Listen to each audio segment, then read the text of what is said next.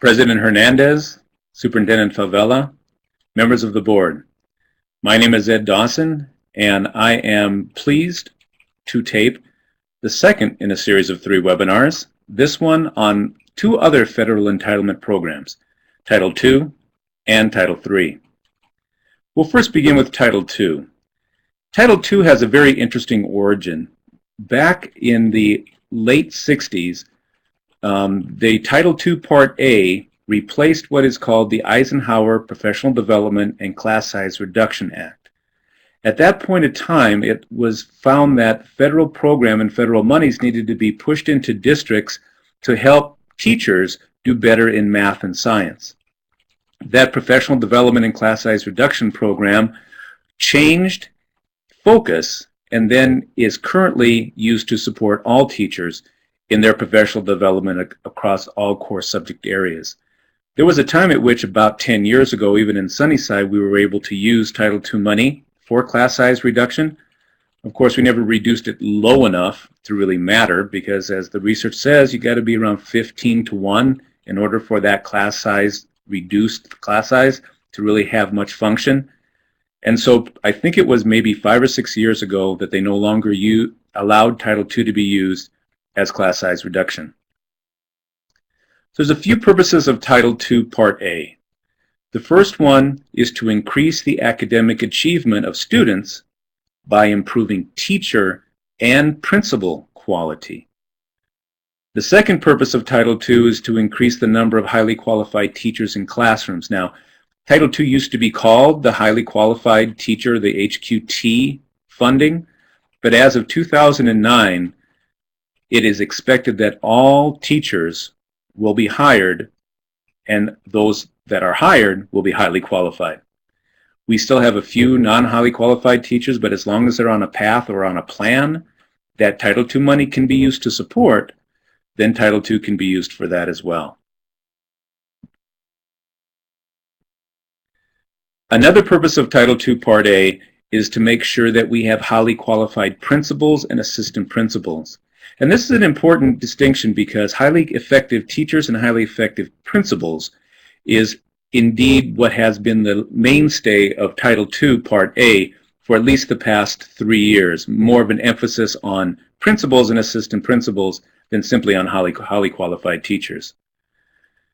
And another purpose of Title II is the effectiveness of teachers and principals, and that effectiveness is to hold accountable the schools and the districts for improving academic achievement. So part of Title II also is fed into increasing and funding the development of teacher evaluation programs, of which Sunnyside has one of the best. So how does Title II funds get into the State Department? Well, actually, the State Department has to submit an application to the Department of Education. They have to describe the scientifically based research that is going to be used to guide both the state's work as well as how the state is going to guide the district's work. ADE also has to ensure that all the districts comply with all the requirements. And the State Department has to use their funds to improve teacher and principal quality, because as you'll see, the State Department holds back some of this funding so they can then create programs that all districts across the state can use to increase the effectiveness of both teachers and principals.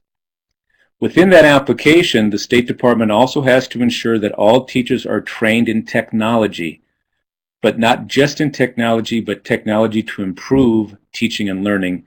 And Sunnyside has been one of the leaders, if not the leader in the state when it comes to technology integration. A part of that application of the State Department is also how ADE will develop and make accessible innovative strategies to deliver the PD to the teachers and the principals. Now, just to be put on record, that is something that the Arizona Department of Education has been trying to do for the past 2 or 3 years, but quite honestly, what we do at Sunnyside is far better at using innovative strategies for professional development. So the state then needs to take 95% of the federal funds that are given to them and allocate them toward the schools. They can only take 1% for administrative costs. That other 4% is what the state uses to develop teacher and principal professional development opportunities. The state then creates and needs to use that money to also reform the teacher and principal certification and provide support for teachers and principals, especially those that are new to their profession. And I know that new superintendents are invited to the State Department for professional development. New principals also have opportunities. And there's a very interesting one that we're looking at here that works with Arizona State University in order to increase especially new principal and assistant principal effectiveness. And then the state uses the funds to assist districts like Sunnyside in recruiting and retaining highly qualified teachers. They say especially in math and science, because those are traditionally the hardest to fill, to find good, effective teachers. So let's take a look at the allowable expenses for Title IIA. Title IIA can be and should be used to recruit highly qualified teachers, and that recruitment can be in stipends, signing bonuses, also to attend job fairs, to travel in order to recruit teachers. Title II can also be used in retaining highly qualified teachers. Something that Sunnyside hasn't done as much, or if at all, is to give additional stipends to those hard-to-fill positions. Title II can also be used to reimburse teachers, but for very specific things. For the AEPA core content exam to become highly qualified, but you cannot use Title II to reimburse for testing fees or for certification. You can also help teachers pass the AEPA by supplying tutoring, studying materials, coursework, and the tuition for coursework to become highly qualified only in 9th grade through 12th grade physical science, because there isn't a AEPA for that right now. And then something that we tried to do a few years back was to create a Grow Your Own program for special education and core academic paraprofessionals. Another allowable expense, and what we use the lion's share of our money for at Sunnyside, is for professional development. For consultants, materials, teacher collaboration, paying for substitutes for teachers to attend professional development, teacher mentoring and coaching. Another allowable expense that we spend a goodly amount of our money on at Sunnyside is for personnel.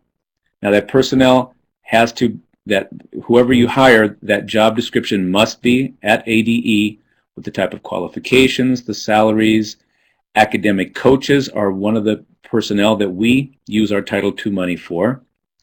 And you can spend money for a Title II coordinator, but you can't use Title II for any clerical work, so that's usually supported out of Title I. And the last allowable expense is technology. And technology is allowable if the position is integration of technology into core content curriculum to close the achievement gap. And that is a position that we have often used, but mostly use our Title I money for. And Title II cannot be used for any capital expenses. So let's take a look at how Sunnyside uses, or is planning on using, their fiscal year 15 budget. It's gone down every year, and just as a side note, about 3 years ago when they were looking at the reauthorization of all these entitlement programs, there was a lot of talk on the Hill of actually having Title II become a competitive grant by the districts. So the states would get their sum of money from their application, but then districts would get half of the funding that they normally would get, but would actually have to apply for and show strategic plans on how they would use the other half. Well, that never came to fruition. The close to $780,000 that we have now is much less than we've ever had, and this is the major categories of which we use it. We spend the money on a coordinator of professional development, our new teacher district instructional coach. We pay 20% of the math coordinator's salary, and the other 80% is paid by Title I. We have stipends for our new teachers so that they are able to, on a continual basis, continually have more professional development. Common Core and intervention programs training, substitutes for PD, as I said before.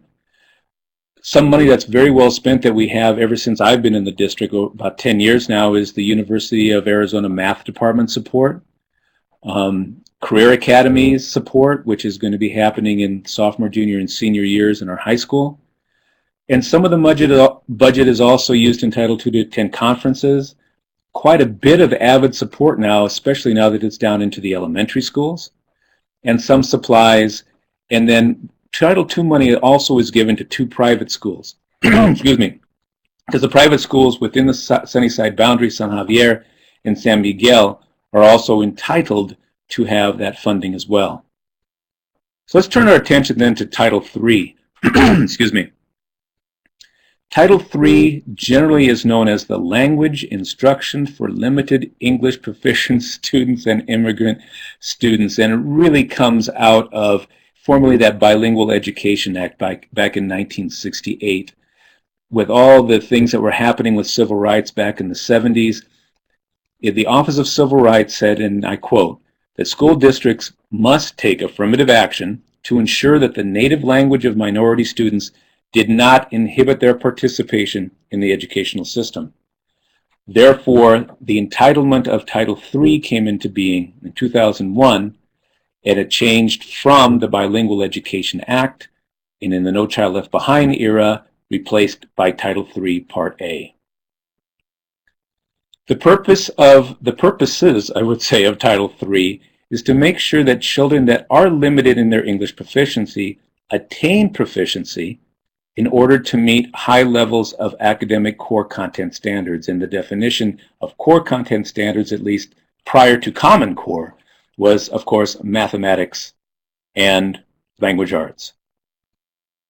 Another purpose of Title III is to help the state departments increase their capacity to sustain language instruction programs. And that is a topic that we could have a lot of discussion on, how the State Department is actually helping increase the capacity to sustain language instruction programs, but not for this discussion here. Also, Title III needs to promote parental and community participation, and something that sometimes gets left off the radar. We spend a lot of money in Title I for that parent engagement piece, but Title III can also be used within the community to promote language programs for the parents of our limited English proficiency students, our LEP students. And then one of the last purposes of Title III is to hold everyone, both states and districts, accountable for making sure that students meet proficiency and demonstrate progress academically. How Title III funding is determined is a little different. The state funding is determined by a formula, and that formula is the number of limited English proficient students and immigrant students within our state, and we have a lot of immigrant students in our state. That information comes from the U.S. Census and also some state-issued surveys that I haven't been able to put my hands on. But then districts apply each year by giving data with how they used the money last year and how well they reached proficiency with their students, and the size of the school and the size of the language, the LEP population. So for fiscal year 15, and this is actually quite a reduction from last year, because evidently the state application that went in for Title III was cut, I do believe, by around 5 million, and so that hit all of the districts in terms of how much money that they have. So including the carryover from last year, the working budget for Title III is about $625,000. For that money, it's budgeted that we have 4 language acquisition development program specialists. We have a ELL data materials clerk, and I know that the board knows a lot about the Azella and all the data that needs to be used. That one person has quite a job ahead of them, and it always has been. It's also used for teacher training, for some wonderful grammar training that we're going to try to spread throughout the district, even more than just the ELL teachers.